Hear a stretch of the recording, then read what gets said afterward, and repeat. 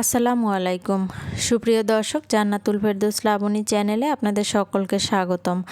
আজ আপনাদের দেখাবো খুব সহজেই চুলায় কিভাবে ময়দা দিয়ে নরম তুলতুলে ফুলকো নান রুটি বানাতে হয়। তো কথা না বাড়িয়ে চলুন শুরু করা যাক। নান রুটি বানানোর জন্য প্রথমে আমি একটি বাটিতে 2 কাপ পরিমাণ ময়দা নিয়েছি। তারপর 1 চা চামচ ইস্ট নিয়েছি, স্বাদমতো লবণ নিয়েছি, 1 চা চামচ পরিমাণ ঘি নিয়েছি। ঘি দেওয়ার কারণে ইস্টের যে গন্ধ, সেই গন্ধটা আসবে না। তারপর নিয়েছি 1 চা চামচ পরিমাণ সয়াবিন তেল। এখন আমি সবগুলো শুকনো উপকরণ হাত দিয়ে মিশিয়ে নিচ্ছি।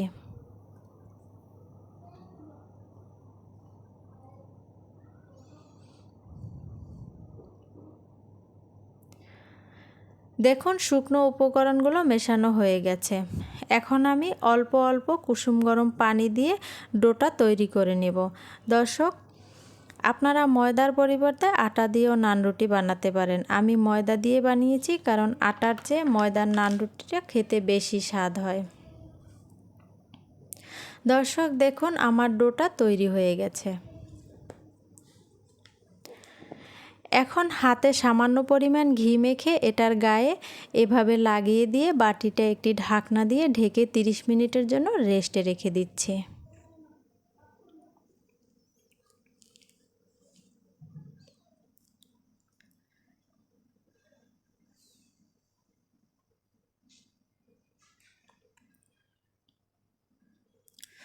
দর্শক দেখুন 30 মিনিট পরে আমার ডোটা ফুলে দ্বিগুণ হয়ে গেছে।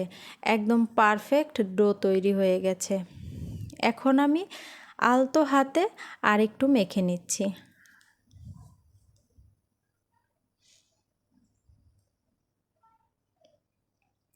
এখন যে কয়টা নান রুটি বানাবো ডোটা সেই কয়টা ভাগ করে নিয়েছি।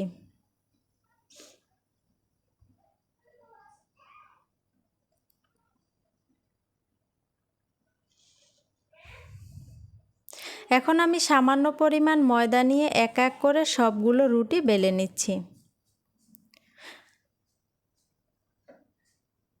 দেখুন আমার রুটিটা বেলা হয়ে গেছে। এটা বেশি পাতলা করা যাবে না, এটা একটু মোটা আকারের রুটি হবে। দেখুন এটার পুরুত্ব, যেহেতু এটা নান রুটি তৈরি করেছি, নান রুটি একটু মোটাই থাকে। দেখুন আমার সবগুলো রুটি বেলা হয়ে গেছে। এখন এগুলো ভেজে নেব। আমি চুলায় একটি প্যান বসিয়ে মিডিয়াম আঁচে গরম করে নিয়েছি। তারপর চুলার আঁচটা একটু লো করে, যেহেতু রুটিগুলো একটু মোটা, তাই রুটিগুলো ধৈর্য সহকারে আস্তে আস্তে ভেজে নেব। চেপে চেপে ভেজে নেব যেন ভেতর থেকে রুটিগুলো ভালোভাবে কুক হয় এবং উপরটা ফুলে ওঠে।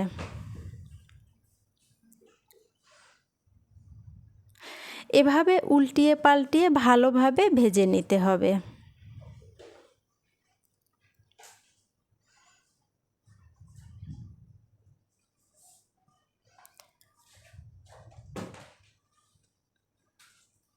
দেখুন আমার সবগুলো নান রুটি ভালোভাবে ভাজা হয়ে গেছে এবং কত সুন্দর ফুলেছে। আমি নান রুটিগুলোর উপরে একটি ব্রাশের সাহায্যে সামান্য ঘি মেখে দিচ্ছি যেন নান রুটিগুলো সফট থাকে। দর্শক, আমার ভিডিওটি যদি আপনাদের ভালো লাগে তাহলে আমার ফেসবুক পেজটি ফলো ও ইউটিউব চ্যানেলটি সাবস্ক্রাইব করার অনুরোধ রইল। আজ এখানেই বিদায় নিচ্ছি। আল্লাহ হাফেজ।